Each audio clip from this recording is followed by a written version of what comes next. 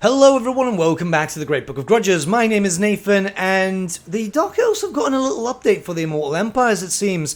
Something which drastically changes their slave mechanic, and what I want to do is go over that change and any changes to the Dark Elves just to have a little bit of a discussion. You see, generally the Dark Elves are in a very good place in Total War. Yes, they do need a bit of an update, and the Dark Elf slave mechanic is a bit of a strange one, as it's decent, don't get me wrong, but I had something different in mind, but we'll discuss that later on in this video. Let's just jump right in now and discuss the changes. So as you can see, slaves are more of a resource now. It's actually a pretty interesting thing, and you get them from, battles, some slaves, characters. Acquiring them mostly stays in the same way, and to use them, it's more or less in the same way too. Corruption, commandments, buildings, missions, rights, all that type of stuff. But what you can see is that the slaves overall seem to be more faction-wide, more than just in separate cities. And you get some bonuses. So if your slave population is stable, for example, your construction cost is -2% for all buildings. However, your control is -1 for all provinces, and your construction time is -5% for all buildings faction-wide, which is pretty good. You can get it stronger, you can get it weaker. It very much depends on how many slaves you do have. Though let's be perfectly honest, -5% construction time isn't really a big thing. Nothing really changes too much for buildings, but some of your economy buildings will get a little bit better if you're using slaves, which you will automatically be spending slaves. For example, the industry building will give you more income generated, and it's just pretty much that. It's an interesting thing because you're always using this resource, and you can have some buildings to generate new slaves, which I think is quite good. But the fact is that it's making you stay more aggressive, whereas with the previous slave mechanic, you didn't really have to get into a lot of combat. You could even ignore slaves for the most part, which I get it. It's to actually bring more war to Total War, and it actually kind of makes a bit of sense. Plus, from my own personal campaign, there are ways to just pretty much just be constantly generating slaves, so you don't have to get into war. It just kind of does help. That is until you start taking into account commandments. So commandments themselves have changed quite a bit. Some of them use quite a lot of slaves per turn, and early on you're not going to have much. As you can see, there is a very small cap. So you've got to kind of plan ahead. Now, these commandments themselves are quite good. You can see that they also increase stuff faction-wide or high growth measures. The fact is that you're going to want to be more aggressive with the Dark Elves, and, well, it kind of fits. The Dark Elves are really aggressive in lore. Either they're constantly slave trading or gearing up to invade Ulthuan and stuff. So I guess this update just kind of focuses on making them a bit more aggressive. And like I said, you can still do the whole usual get loads of provinces and have a big amount of naturally generating slaves. It's just you'll need to plan ahead because it's easy to make a mistake. There is a bit of a nerf, however. It's a bonus and a nerf. You see, you get a lot of income from ports. However, you will have to spend quite a lot of slaves per turn, especially as you start upgrading them to tier 3, which again means stay aggressive. Stay very aggressive because, yeah, you want the bonuses. You don't want to go into a negative, do you? I'm not exactly too sure what to think of this, considering the fact that the Dark Elves do have a lot of ports. I mean, this territory is known for a lot of ports, and your next viable enemy is Ulthuan. Again, lots of ports, and you automatically pretty much unlock them,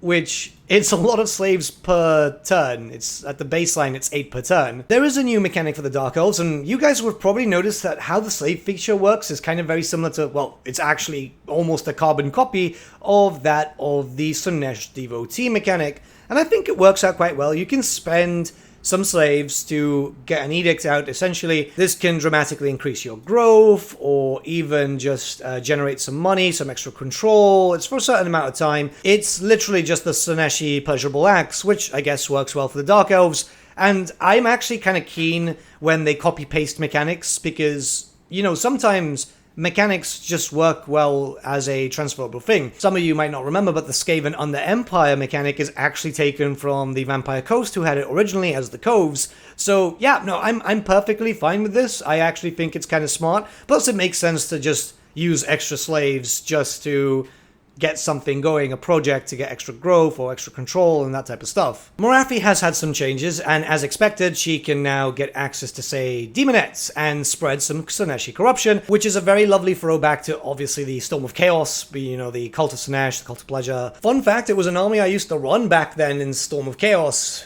Wow. I actually feel a little bit old saying that because it's been a while since the Storm of Chaos. It really has been. Not only that, but you can get extra income from slaves from spreading corruption, which, you know, kind of makes sense, especially with the whole Slaaneshi vibe. You don't know what those slaves might be up to in the dark. Anyways, so you get access to demonettes, which I think is freaking cool. And if you go into your construction tab, you do have a building dedicated to the whole spreading of Slaanesh corruption, even to adjacent provinces. And not only that, but you also have access to Exalted Demonettes, which, yes, it's not the rework I was hoping for Morathi. I'd love if she could have access to Chaos Warriors of Slaanesh and just a few things, you know, an eventual proper, you know, inspiration from the actual Storm of Chaos list. But this is a very, very good start. And obviously this patch is not really focused on the Dark Elves, it's actually focused on Warriors of Chaos. Even then, having access to the Demonettes and some Slaaneshi corruption is pretty cool overall, because that means that you do have a different type of playstyle. You've got some fast-moving units that you can kind of mix up instead of having Witch Elves. It's going to be fun. It's definitely going to be fun. Lokhir Felheart has been moved to the coast of Grand Cafe. Hopefully that's not his final position, because I would like him being moved to Ind eventually when Ind does open up. But this is a pretty interesting start position anyway, because obviously you have a lot of enemies in Grand Cafe. It's not just the Cathayans. There's also some vampire counts. There's Vampire Coast. There's Skaven. There's obviously Village, but it's kind of nice to have a Dark Elf faction, because we know Dark Elves are seafaring, especially Lokhir, to be in a completely drastic different location, just so you can have a different start, more replayability, because that's very important for Total War, especially for some people, as some people like playing the same races over and over, so having completely different starts just allows you to have a bit more fun, doesn't it? Malus Darkblade has also got some changes too. He's been moved to the Northern Chaos Waste, which obviously kind of makes sense considering, you know, it's following the books more than anything, which is great. I like that. I haven't played too much with Malus. Keep in mind that there's only certain amounts of time that I have to stay awake to record videos, but you can see the possession is actually more frequent. You can actually go for possession more, and you'll get even some benefits with Demons of Chaos. You'll spread corruption. You'll have general better benefits like Zarkan and Malus. It's just fighting against them. I did this on a stream. They're very, very, very strong. Like, yes, they used to be one-man armies, but here they're like one-man legions. Now, an interesting change for Rakarth. Obviously, he's been moved to Lustria, which was kind of expected as there were no Dark Elves in that area, and it just adds nice replayability. You also get access to new units. You get the Saber Tusks, you get the Polar Bears, and you get the Brown Bears. So you've got new units. I'll be scrolling through them so you can be able to check out their stats and all that. And yeah, this kind of works out quite well. It gives you something new to play around with, and obviously if you're attacking Kislev, you're expecting to get bears. So yeah, all in all, not too bad. I kind of like Rakarth. I've always really been a big fan of his, because just going for the full monster playthroughs is generally fun. It's not big updates for the Dark Elves, but keep in mind that this is a update, not a rework. I still think that the Dark Elves will need a proper rework in the future, but all in all, everything just kind of reminds me of the same thing. Right, so I want to talk about the Dark Elves in general. So yeah, they feel like Dark Elves still. Like, the gameplay hasn't really changed. There is a bit of an obvious nerf there when it comes to slaves, and I kind of like the mechanic, I'll be very honest with you. I know some people don't like it, but I'm in a neutral sense, but leaning more towards liking it, because it's a good mechanic that should have gotten used again anyway. Building up your forces doesn't really take too long. Building up your slave reserve doesn't take too long. It just depends on how you do it and what buildings you have. If you have stuff that's generating constantly, what commandments you're using, you just kind of have to think a bit more, and I think that's perfectly fine. The only thing that does worry me is I really hope that there is more to see here.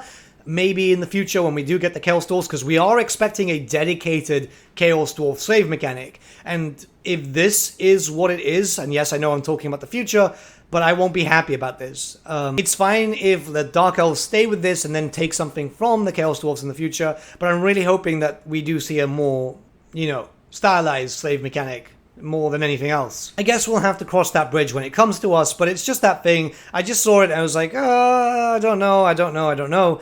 Everything else is perfectly fine. Morathi is cool. I would just like some more Chaos Warriors just to kind of add in that flavor. And yeah, you can recruit them from the whole Allegiance thing, but that's not the same thing. I'd like to see it as a proper thing. Lokhir is fun, Rakov too, and generally everyone else is a good place. Crone Hellborn didn't really need any changes because she's actually really, really fun. And Malekith didn't really need any changes because he's like the generic lord, and they want to keep the generics for that. Plus, he's actually really strong in general. So yeah, these are the updates to the Dark Elves. Let me know what your thoughts are in the comments below. Let's start a bit of a discussion. By the time this video should be live, I should already still be streaming. I'll be streaming some Dark Elves today, because yeah,